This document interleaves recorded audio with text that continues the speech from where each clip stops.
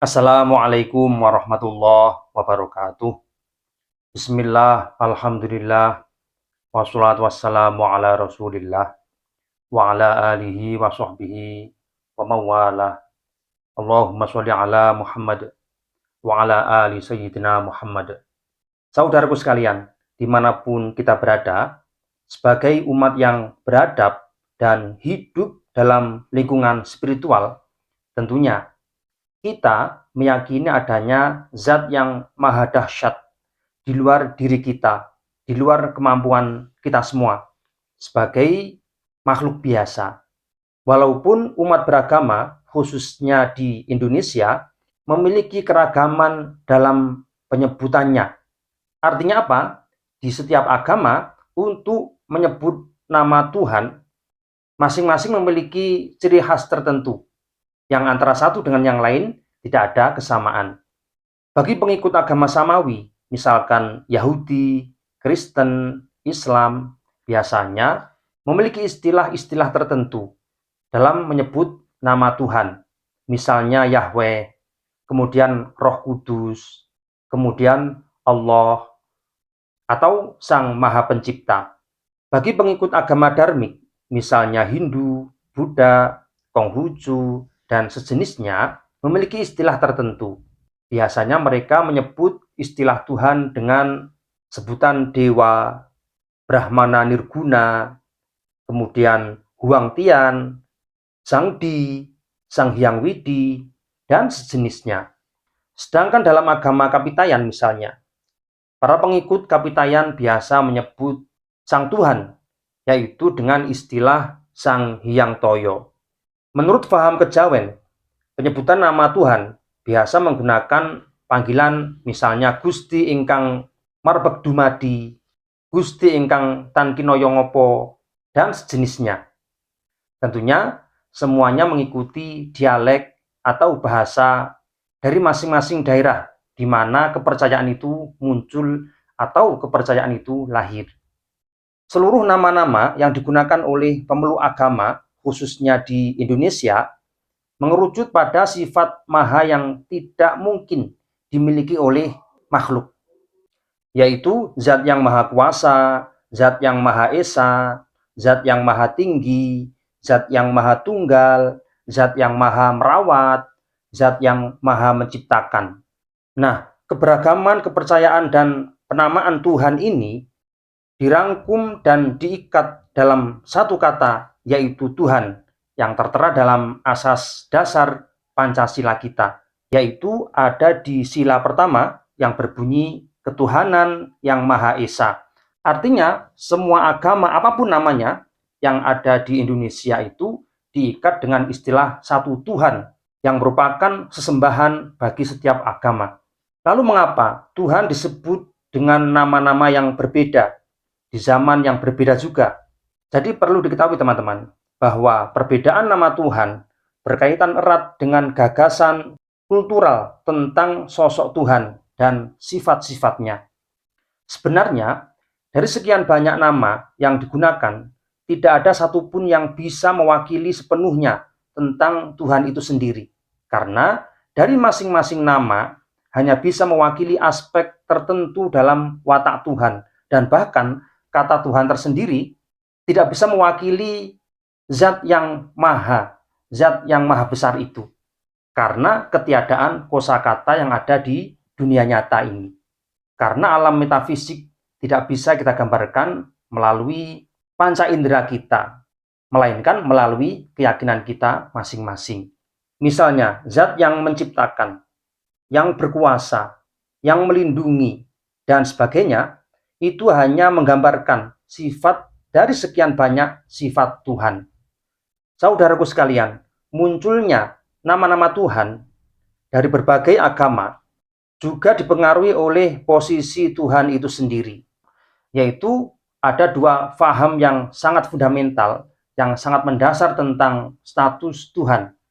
Yang pertama ada transendental, yaitu meyakini bahwa Tuhan melampaui dunia ini dan berada di tempat terpisah, berada di tempat yang lain, di atas hal-hal duniawi yang kita ketahui. Sehingga Tuhan tidak bisa difahami sepenuhnya oleh manusia, karena Tuhan berada di luar jangkauan normal kita terhadap alam semesta.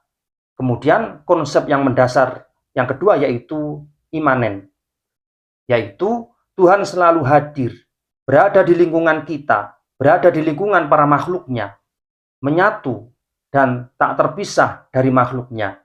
Sehingga dalam paham ini, Tuhan memiliki hubungan intim secara person dengan makhluknya. Tuhan menyatu dan menaruh perhatian pada makhluknya. Nah, dari dua paham mendasar ini, banyak dari kalangan ulama mengkombinasikan pemikiran bahwa Tuhan adalah bersifat transendental sekaligus imanen, sehingga menggambarkan sosok Tuhan tidak ada di mana-mana. Artinya bersifat transendental sekaligus Tuhan ada di mana-mana, yaitu bersifat imanen.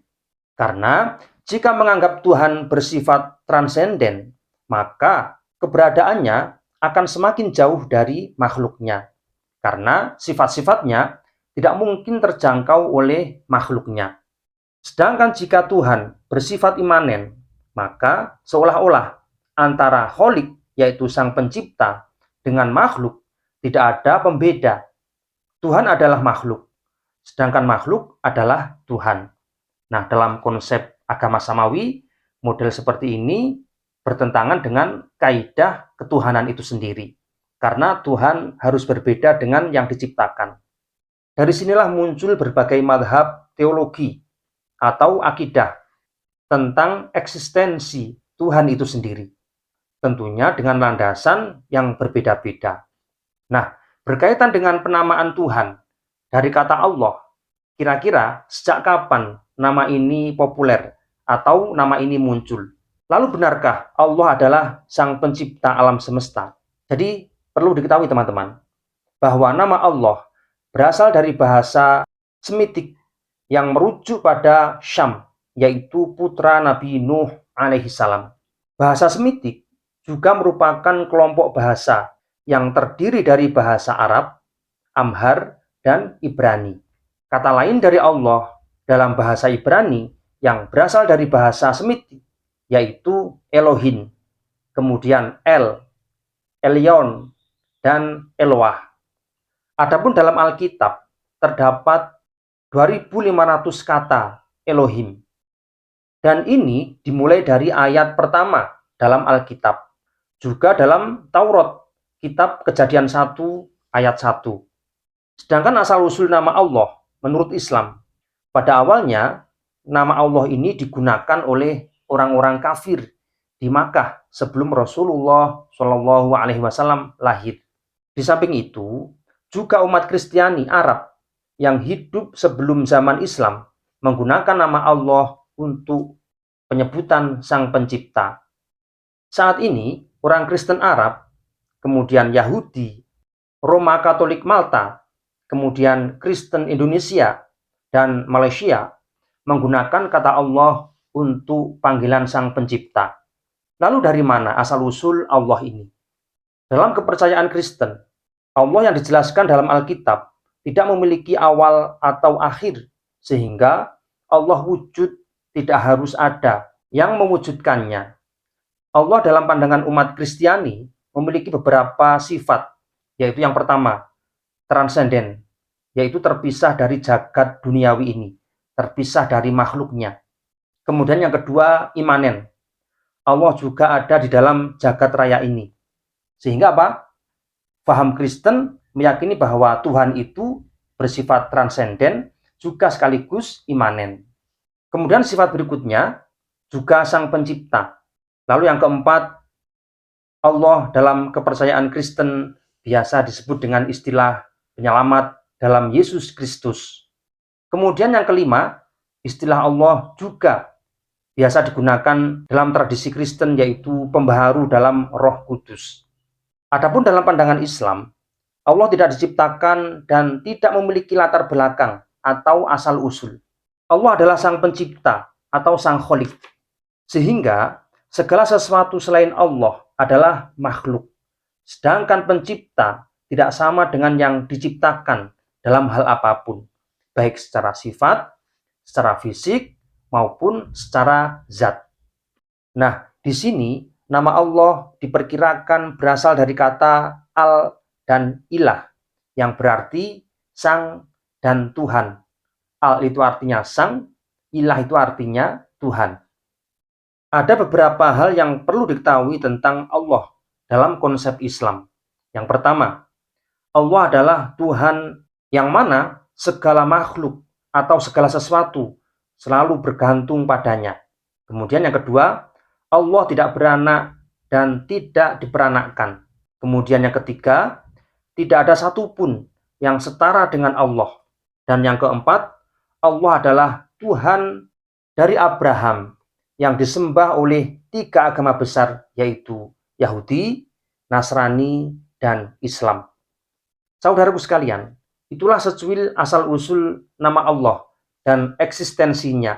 Sehingga dengan begitu, kita bisa menambah wawasan keilmuan kita berkaitan dengan ilmu teologi atau ilmu akidah. Kita tahu sejarah tentang ketuhanan, sejarah tentang Allah, dan sifat-sifatnya. Dengan begitu, wawasan kita akan semakin bertambah. Ilmu kita akan semakin bertambah.